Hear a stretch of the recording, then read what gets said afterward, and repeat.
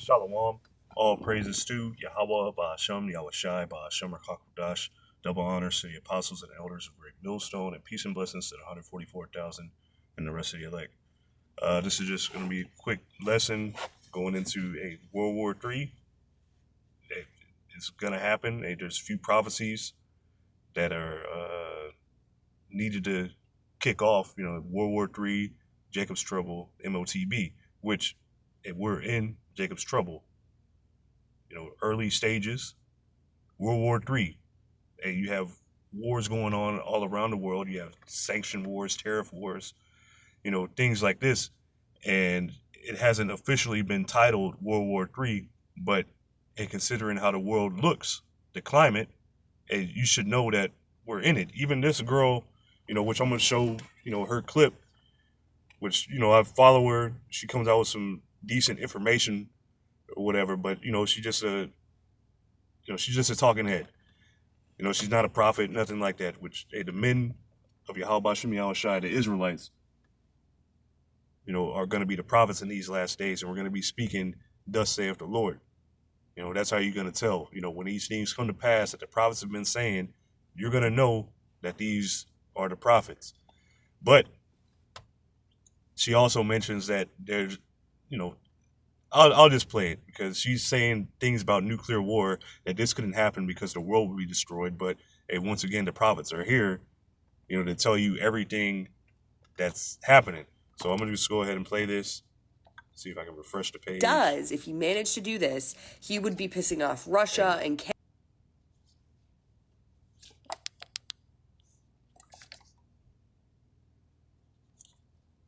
Stay always. Give me a second. All right. War is not going to be World War III, and here's why. Number one, we are basically already in World War III, or at least as far as it can go. Proxy wars, invading other countries, threats about using cyber attacks, all of these things are exactly what World War III essentially is. Number two, nuclear war would mean that everyone dies. And because of this, no country will use nuclear weapons. It is called mutually assured destruction. And if you're like, well, what's stopping one crazy person from doing it? There are a lot of fail-safes. There's a lot of systems in place that do not allow any one person in any country to just launch a nuclear attack. Also, don't forget, if they blow up the world, billionaires do not have a working class to exploit, so they would have to live underground, and that's not a quality of life that anyone wants to live. And number three, Trump's not going to invade Greenland. He's just not. But if he does, if he managed to do this, he would be pissing off Russia and Canada, and we would just launch into a full-blown world war that would involve a lot of boots on the ground. It would not involve nuclear war. So even if this happened, which it won't, it would not be the kind of nuclear war that you are imagining. Let me know if y'all have any comments. Okay, bye. So anyway, it's lucky, you had to sit through that, but it's just a talking head, showing that women don't know anything. They don't really. I'll just get to the scriptures. This is Lamentations chapter 3 and verse 37. Who is he that saith, and it cometh to pass, when the Lord commandeth it not? So, in other words, who's you're not gonna get past Yahweh Shem Yahweh Shai.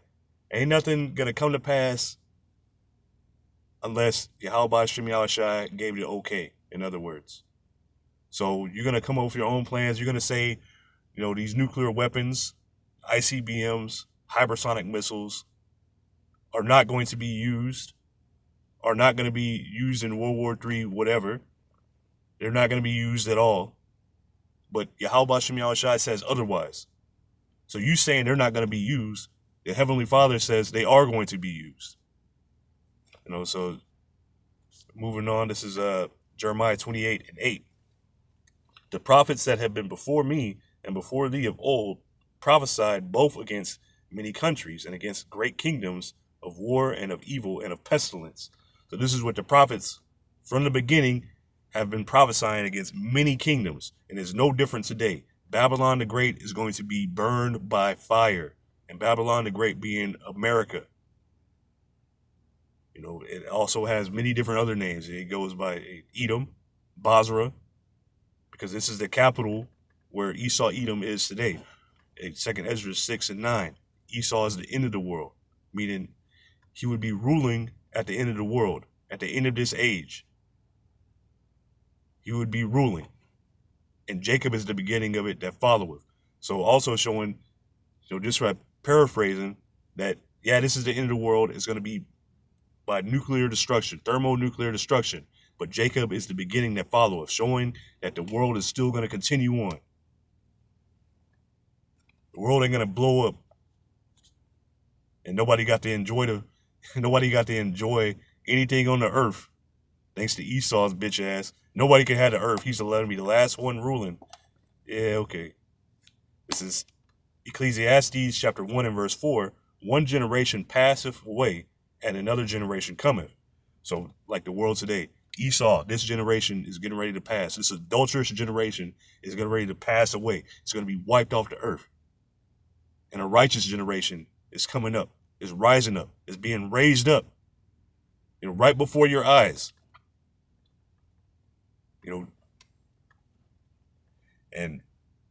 But this is the point, but the earth abideth forever. So the earth abideth forever. The earth is going to be here forever. The earth is for our sakes, the Israelites' sakes. Continuing, this is Joel chapter 3 and verse 1.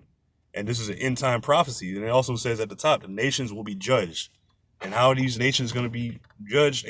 By war. Babylon the Great, particularly, by the thermonuclear destruction that's coming.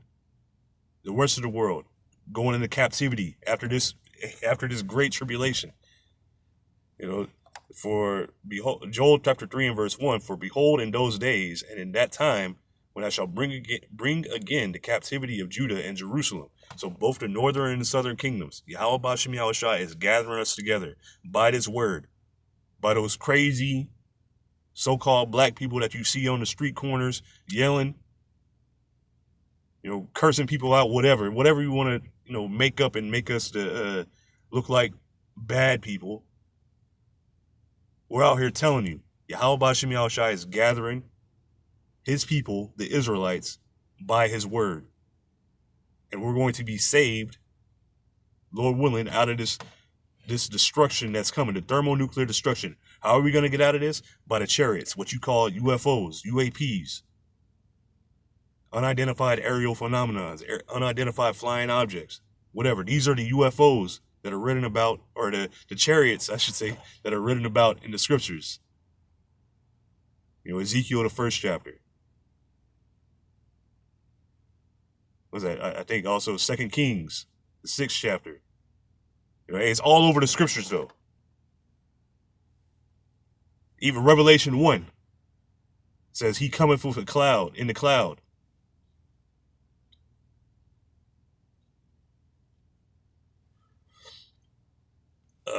Joel chapter 3 and verse 2, I will also gather all nations, so all the nations of the world. This is World War III. And will bring them down into the valley of Yehoshaphat, into the Middle East. Into the Middle East, where the let me see, specifically around Persia, around that area, around the Middle East, where the Gulf of Oman.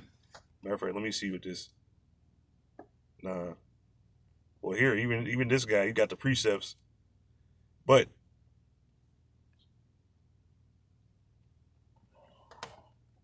it's going to be in the Middle East. All the troops of the world, they're going to be fighting in this area. So I will also gather all nations and will bring them down into the valley of Yehoshaphat, or Jehoshaphat. But it says Yehoshaphat, which means Yahweh's judgment. And will plead with them there. And the plead doesn't mean to beg with them. He's judging these nations.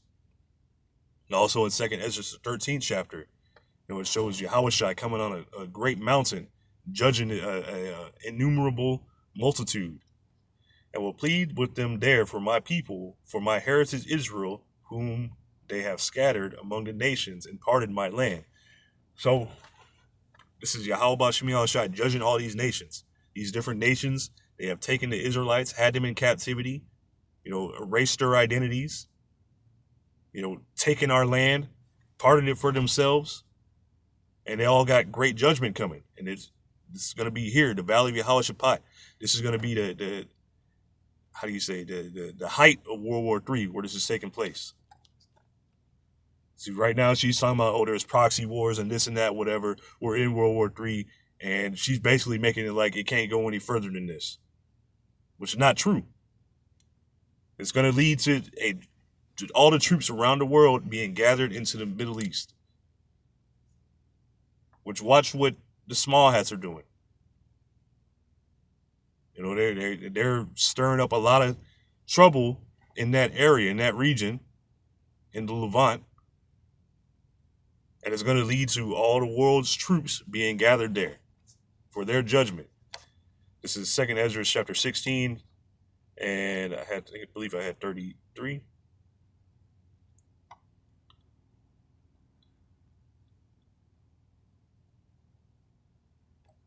But this is going into the times where we're entering into. Matter of fact, I'll start up a bit.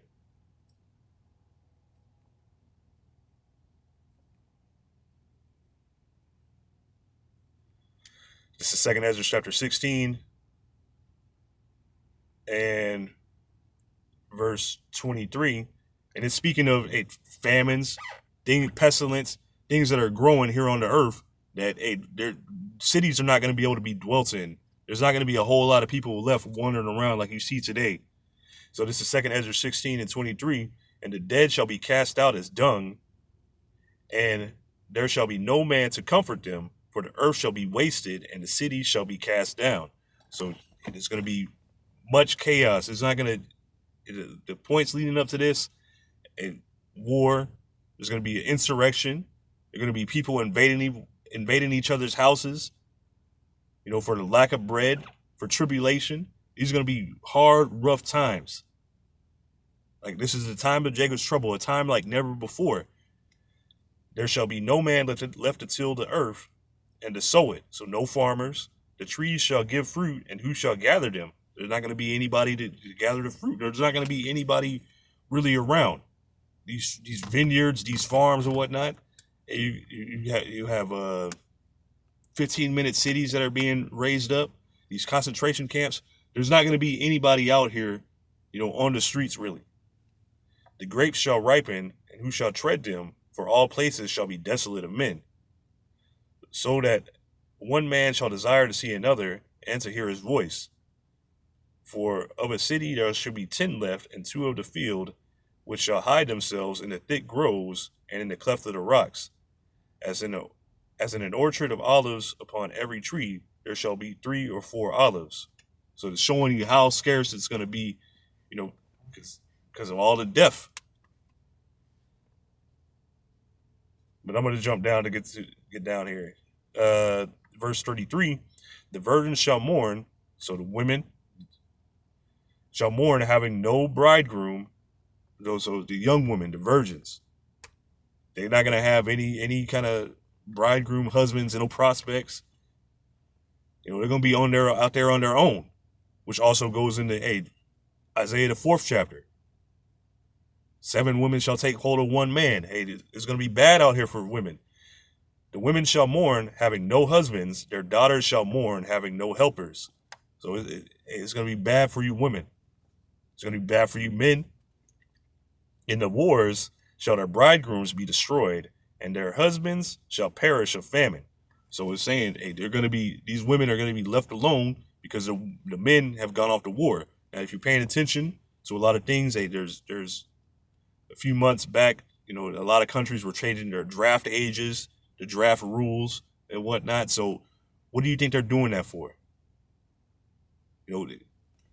For war?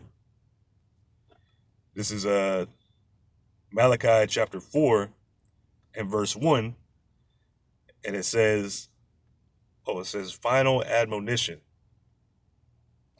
Let's look at that word admonition.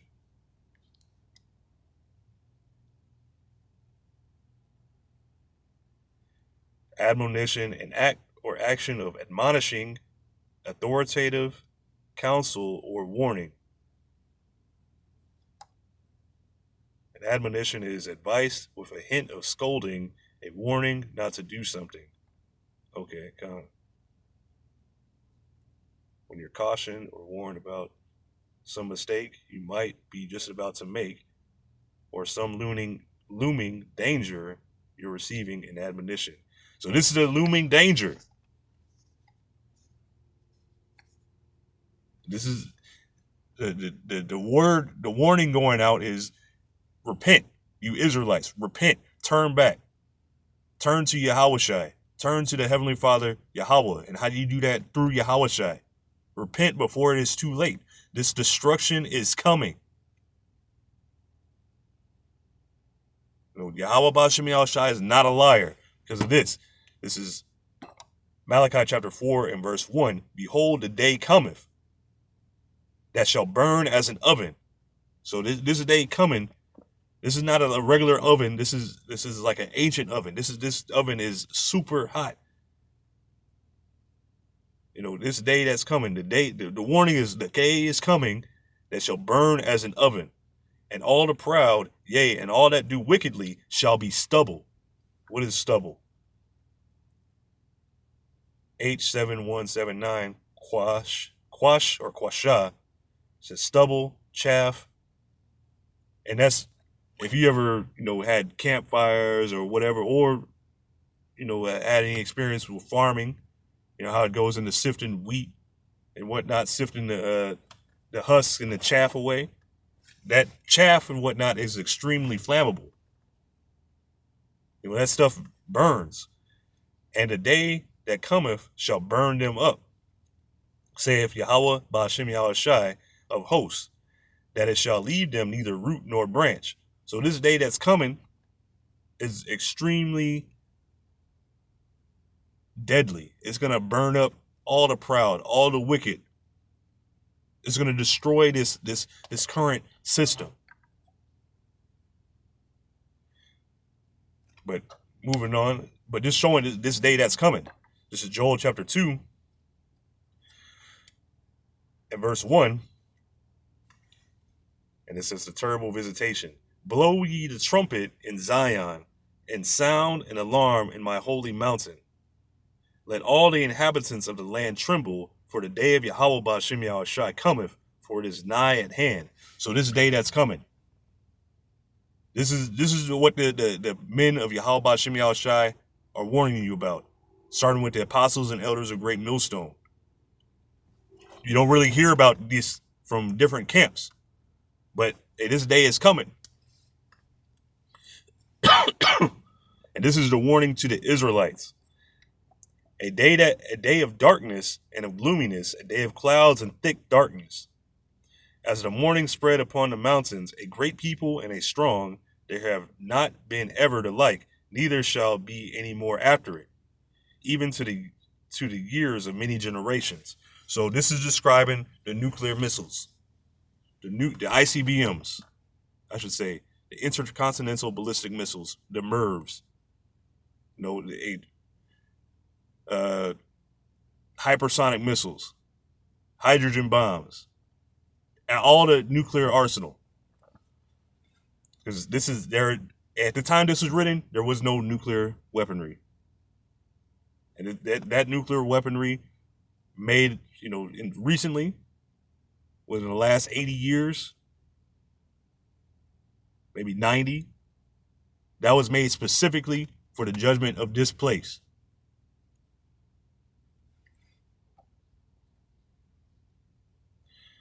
A fire devoureth before them, and behind them a flame burneth. The land is as the Garden of Eden before them, and behind them a desolate wilderness, yea, and nothing shall escape them. So this land, this is like when you look at it right now, yes, some of it is still very beautiful. A lot of it. So comparing it to the Garden of Eden, a very beautiful place. But after this destruction, it is a desolate wilderness.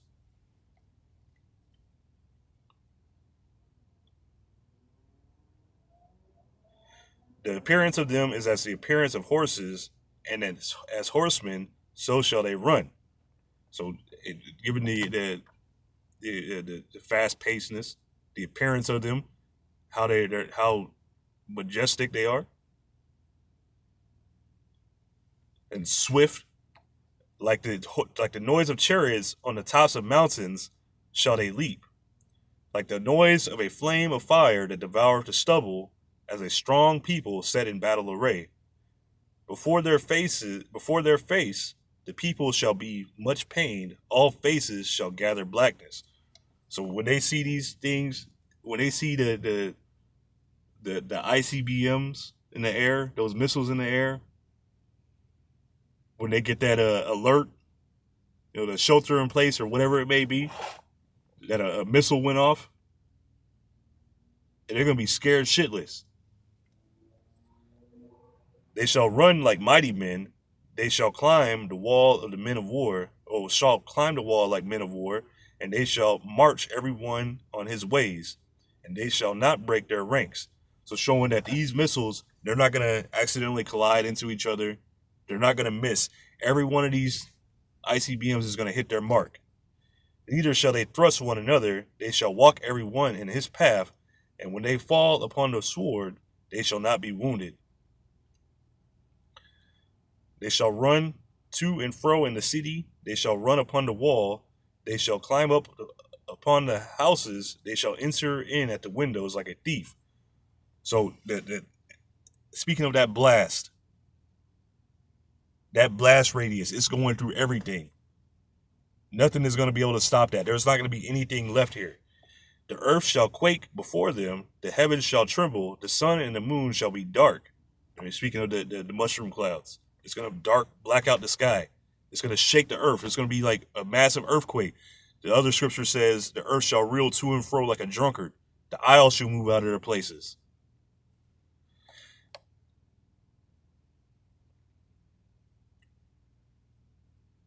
And the earth shall quake before them. The heavens shall tremble. The sun and the moon shall be dark, and the stars shall withdraw their shining. And Yahweh Ba'Shem Yahushai shall utter his voice before his army, which this is a part of his army. Yahweh Ba'Shem Yahushai is a God of war. He's a man of war. He's got a huge arsenal, whether it be thermonuclear missiles, actual armies on the ground, weaponry, the angels, animals, disease, pestilence, whatever it may be.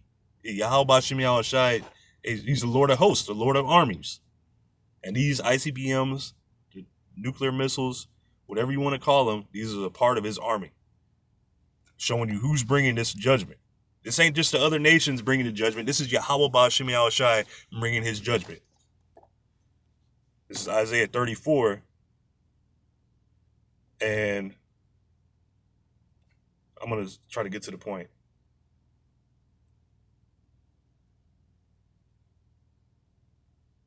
This is Isaiah 34 and verse 3. Their slain also shall be cast out. So I mentioned that in 2 Ezra 16. There's going to be many dead. And the stink shall come up out of their carcasses, because there's not anybody to bury them. And the mountains shall be melted with their blood. And all the hosts of heaven shall be dissolved. And the heavens shall be rolled together as a scroll. And all their hosts shall fall down, as the leaf falleth from off the vine, and as a falling fig from the fig tree. So this destruction that's coming, this is describing the mushroom clouds, describing what it's going to do, what it looks like. The hosts of heaven shall be dissolved. All the armies are going to be dissolved. The heavens shall be rolled together as a scroll, describing the mushroom cloud. And all their hosts shall fall down as a leaf falleth from off the vine, and as a falling fig from the fig tree. Speaking of the trajectory of those ICBMs, Isaiah 34 and verse 5, for my sword shall be bathed in heaven. Speaking of the ICBM, that's a sword. That's a weapon of Yahweh Ba'Shem Yahushai, bathed in heaven, going into the heavens, into the atmosphere. Behold, it shall come down upon Idumea. This is Edom. Idumea is the Greek way of saying Edom. Edom is the modern day This land, America, modern day Rome, modern Babylon, Babylon the Great. This is who it's speaking of. And upon the people of my curse to judgment. So that Esau, Edom, you 2/3, and whatever nations are going to be here. This is coming upon the whole land. And Esau, Edom is a cursed people. The sword of Yahweh Ba'Shem Yahushai is filled with blood. It is made fat with fatness, and with the blood of lambs and of goats, with the fat of kidneys of rams. For Yahweh Ba'Shem Yahushai have a sacrifice in Basra and a great slaughter in the land of Idumea. So this is Yahweh Ba'Shem Yahushai bringing this judgment. And the unicorn shall come down with them, and the bullocks with the bulls, and their land shall be soaked with blood, and their dust made fat with fatness. For it is the day of Yahweh Ba'Shem Yahushai's vengeance, and the year of recompenses for the controversy of Zion. So everything you've done to the Israelites, yeah, you destroyed the whole world, but what you've done to the Israelites, you've beaten us, you've destroyed us, you've raped us, you've psychologically abused us, you've worn us out. This is Yahweh Ba'Shem Yahushai taking vengeance for his people. And the streams thereof shall be turned into pitch, and the dust thereof into brimstone, and the land thereof shall become burning pitch. So describing a Joel 2, describing what those ICBMs, what this sword is going to do to this land, to Babylon the Great. It's going to be, it says the streams thereof shall be turned into pitch. That's like tar, and it's extremely flammable. The dust thereof shall be turned into brimstone, and the land thereof shall become burning pitch. So this whole land, coast to coast, burnt up, destroyed, wiped off the face of the earth. It shall not be quenched night nor day. The smoke thereof shall go up forever. From generation to generation it shall lie waste. None shall pass through it forever and ever. And it goes into, the cormorant, all the animals that are going to possess this place, the line of confusion being stretched out. This place is never going to be dwelt in again. And this is going to be done by the nations. All the nations of the world, all the nations that possess nuclear arms, they're going to fire their weapons on Babylon the Great. It's not going to be the end of the world, but the end of this age. We're entering into a new age where you're going to see a brand new earth. And I'm going to get to the point. This is Isaiah 50:14. Put yourselves in array against Babylon round about, all ye that bend a bow. So put yourselves in array. All the armies of the world, get together. They've already built their nuclear arsenals. Get ready to fire. Every one of you that has nuclear arms, shoot at her, spare no arrows. Shoot your whole arsenal. Wipe this place off the face of the earth. For she have sinned against Yahweh Ba'Shem Yahushai.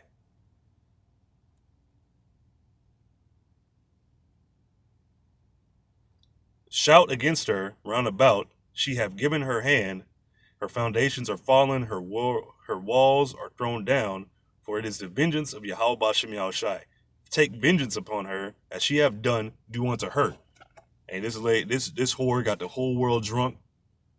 Took people's lands, took their reserves, took their resources, took their lives, got them in debt that they could never get out of, and in all kinds of unspeakable evils. Things that we don't even know about. This is Revelation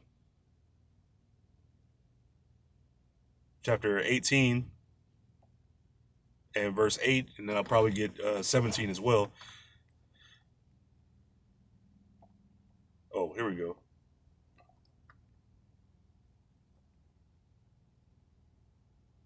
This is Revelation 18 and verse 4. And I heard another voice from heaven saying, come out of her, my people. This is the Israelites literally being beamed up into chariots, that ye be not partakers of her sins, and that ye receive not of her plagues. So the only way out of this is on the chariot, and you got to be of the elect for it. And that's how you know you're of the elect. Because if you're of the elect, you're going to make it to the chariot. You're not going to be a partaker in this nuclear destruction. For her sins have reached unto heaven, and the Most High hath remembered her iniquities. Reward her even as she rewarded you, and double unto her according to her works. Oh, I'm sorry. And double unto her double according to her works. Is that a typo? Is it double unto her double according to her works? And the cup which she hath filled, fill to her double. So let me make sure of that. Okay, so like now that's it. Sometimes when you read something, you're like, man, is that really? Have I ever like you'll anyway? It's not important. It says, reward her even as she rewarded you, double unto her double according to her works. So all the wickedness that she's done out the earth, in the earth, she's gonna receive double for it. You did all this wickedness, and you're gonna receive double for it, and you're going into slavery. And the cup which she hath filled, filled to her double.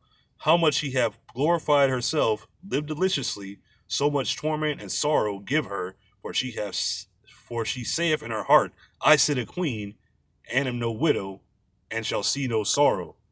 So this is the idea of what the Babylon the Great. She's going to rule forever. Never going to be thrown down. Never going to be taken over by anybody. Never going to be overtaken. She's going to be here forever. Meanwhile, all the signs say otherwise. Therefore shall her plagues come in one day, death and mourning and famine. She shall be utterly burned with fire, for strong is the Lord Yahweh Ba'ashem Yahushai, who judgeth her. And this Babylon the Great, this whore, is speaking of a kingdom that rules over the entire world. Matter of fact, I'll get that real quick. Towards.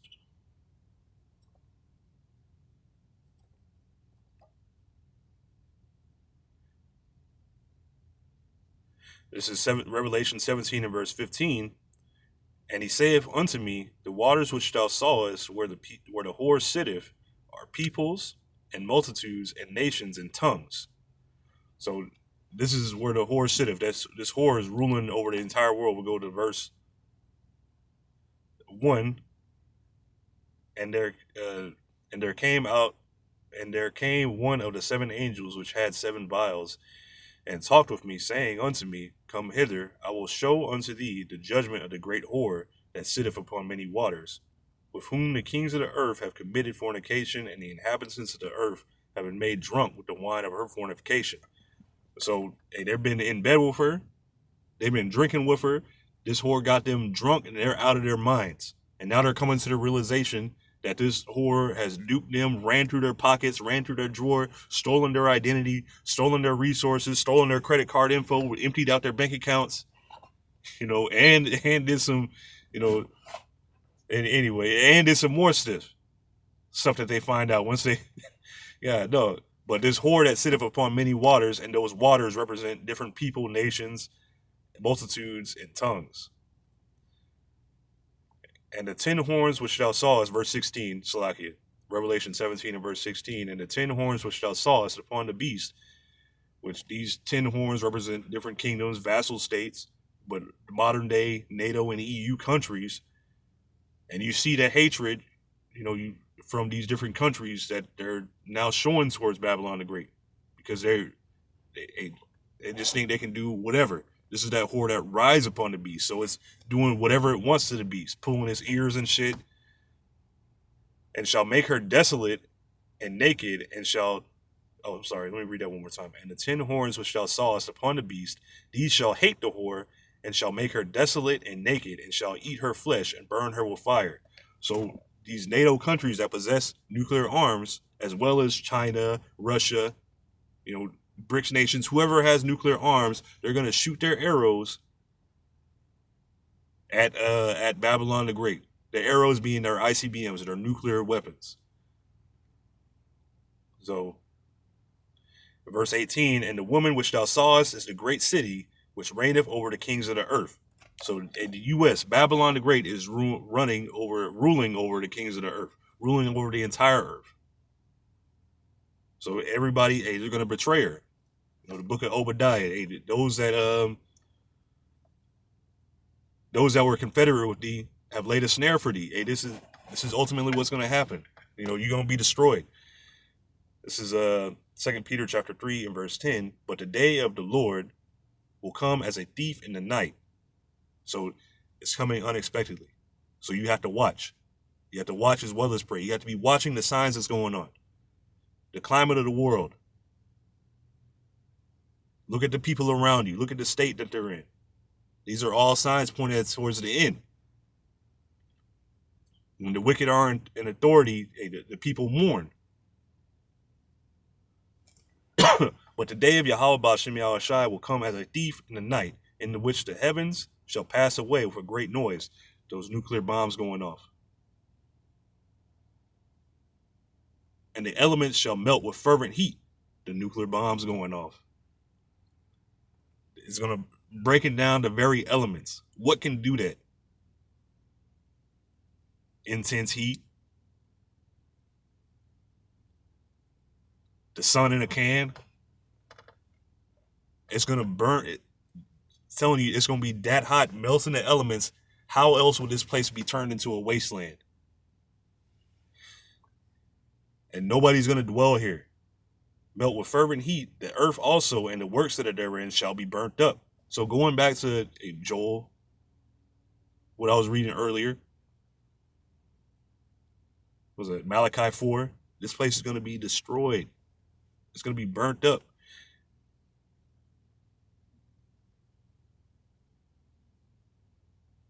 Seeing then that all these things shall be dissolved, what manner of persons ought you to be in all holy conversation and godliness? So how should your walk be? What should you be doing? Should you be following after these Babylonians? Looking for and hasting unto the coming day of the Most High, Yahweh Ba'Shem Yahushai, wherein the heavens being on fire shall be dissolved, and the elements shall melt with fervent heat. Nevertheless, we according to his promise look for new heavens and a new earth, wherein dwelleth righteousness. So we're looking for a new world. It's still going to be here on the earth. It didn't say we're looking for a Mars. We're looking for a different planet in the solar system. We're looking for a new heaven, a new rulership, everything refreshed, and a new earth. We're looking for a new earth, meaning kainos, refreshed. This earth needs refreshing. And I mentioned Jacob is the beginning of it that followeth. So the new earth that's coming, the new age, is going to be an earth that's dedicated to righteousness. Dedicated to Yahweh Ba'Shem Yahushai. The earth is going to flourish under the new rulers. So, I'm getting ready to close it out. This is Revelation chapter 6 and verse 13. And the stars of heaven fell unto the earth, the ICBMs. When you're looking at them, when you look at those Indians in the sky, if you ever seen a shooting star or just stars in general, it's going to look similar to that. And the stars of heaven fell to the earth, because remember, John is seeing a vision. So when you seeing that, those ICBMs, up in the atmosphere, they look like stars, because it's just a light. And the stars of heaven fell unto the earth, even as a fig tree casteth her untimely figs. So the figs, when the figs drop, they just drop immediately. And when she is shaken of a mighty wind, the heavens departed as a scroll when it is rolled together. So that same imagery in Isaiah 34, the mushroom clouds and every mountain and island were moved out of their places. So this is a how do you say, extreme winds, extreme fire, where it's going to be so bad here that nothing's going to be recognizable here in Babylon the Great. And the kings of the earth, the elites, and the great men, and the rich men, and the chief captains, and the mighty men, and every bondman, and every free man hid themselves in the dens and in the rocks and the mountains. So those that are able to, one of the fads I see amongst celebrities and whatnot was, I think it was a few years ago, where they're building bunkers. You have other people building deep underground military bunkers or DUMBs. The thing that's in fashion now is bunkers. Why? Because of the nuclear destruction. They know this is going to happen, but a lot of people are wanting to set up a contingency plan so when the shit hits the fan and then all this collapses, they can continue their governments. It's like, if you watch the show Fallout, that's or played the games, this is what that's going into. They had a nuclear war. A lot of them got into bunkers and were able to shoot. I'm running out of time. Were able to hide away for a time until they needed to build society. But hey, I'm gonna have to cut it short. I might come back and finish this. But hey, Lord willing, this is edifying. I'm gonna give all praises to Yahweh, Ba'ashem, Yahweh Shai, Ba'ashem, Rakakwadash, double honors to the apostles and elders of Great Millstone. Hey, Shalom.